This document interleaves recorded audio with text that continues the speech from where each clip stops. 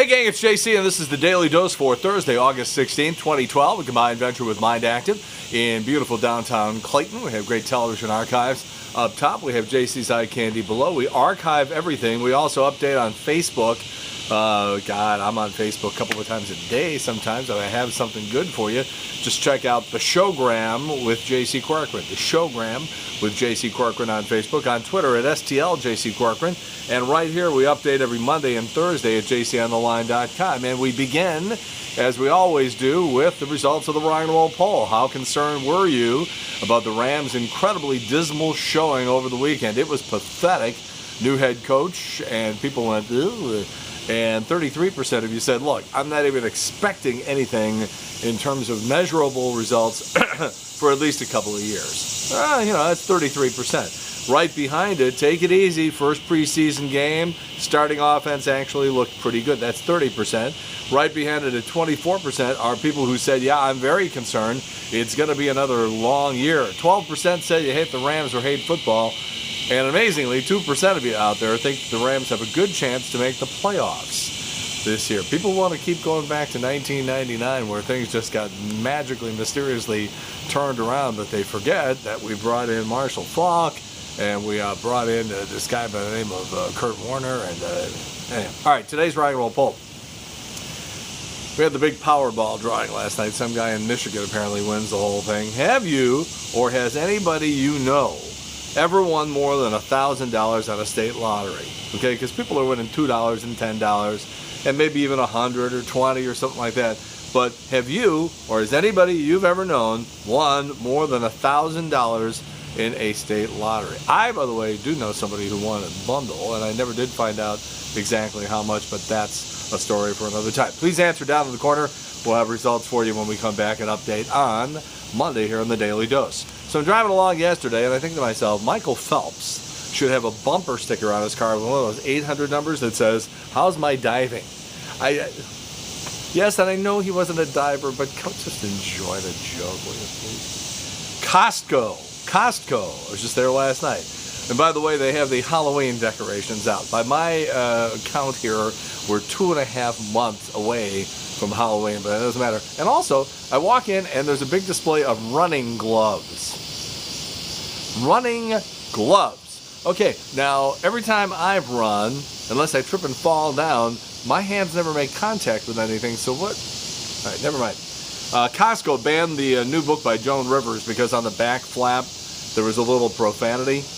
And so she went in there and made a big stink the other day, got a photo op. It was actually pretty good. But you banned the Joan Rivers book. I go in there last night. There's like 350 copies of 50 Shades of Grey. Huh?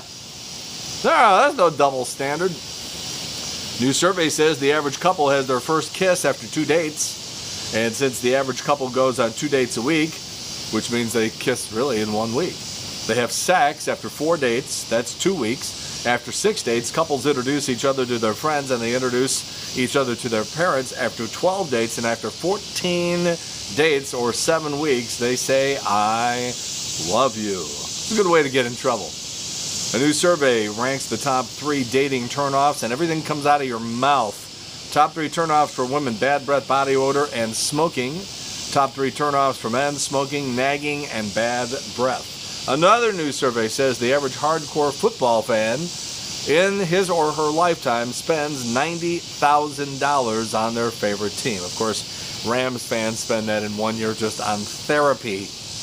On Tuesday, scandal rocks the National Scrabble Championships in Orlando, Florida, when one player was caught hiding blank tiles to use when he needed them. Some kid spots him, turns him in, loses his chance at the $2,000. In the karma department, a few weeks ago, a 65-year-old man protested General Mills' pro-gay marriage stance, and he set a box of Cheerios on fire on the lawn of the headquarters of General Mills. Well, things went wrong. He actually set the lawn on fire and had to run. Put the whole thing on YouTube. Maybe you saw it. So the cops were investigating him, and they were going to arrest him, but the guy drops dead of a heart attack a couple of days ago, so the investigation is now over, and I'm fine with that story. Another new survey says I like this one. 45%, almost half of all Americans surveyed believe that Joe Paterno at Penn State molested kids. They think Joe Paterno, it was Jerry Sandusky. Joe Paterno, spinning in his grave right now, thinking that almost half of America thinks that he was the one molesting kids. I thought I was going to get rich about 10 years ago because I had an idea. I kept turning on the TV on weekends and watching all these people drowning on weekends. Lake of the Ozarks, Merrimack River, stuff like that. And I said, you know, the technology exists where built into your swimsuit, anybody's swimsuit, you could have just a little thing that you could push. You could push a button or pull a string or something like that, and it would just go, and a giant thing would inflate. And it might not save your life, but it might help you to have enough buoyancy so that you could just make it to the shore or something like that. I think you just build these into swimsuits, charge an extra couple of bucks, and you never drown. Well, it turns out somebody actually thought of this a long time ago. It's not built into the swimsuits, but it's like a little thing I guess you buy at, I don't even know where you buy, but I was crestfallen. All right, so with that in mind, I told you a story about 2 months ago. I took a spill on a bicycle. I was following my wife right behind her on the bike. And now she claims that she said, watch out for the big rock, but I didn't hear it. We were riding along Lindbergh. You got traffic noise and the rustling of the wind through your helmet and everything like that. And what I didn't know, there was a giant boulder that somebody had left right on the bicycle path. And I hit it square on, and I did one of those head over heels things, and I did a complete flip, ended up banging my head on the concrete, on the asphalt out on Lindbergh. And I would have been eating my pork chops out of a straw for the rest of my life had I not been wearing that helmet. So let that be a lesson to you. Now, in Sweden, somebody's come up with the invisible bike helmet. Instead of putting a helmet on, you strap something around your neck, and if it senses impact, it deploys an airbag and goes around your entire head. I just don't think fast enough. Megadeth. You know Dave Mustaine, Megadeth?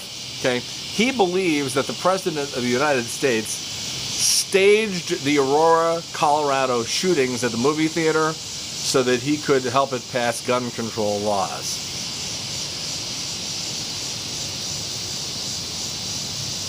That's a lot of drugs over a lot of years. Now, here's a story I can identify with. The drummer for the Killers, Ronnie Vannucci. Ronnie Vannucci!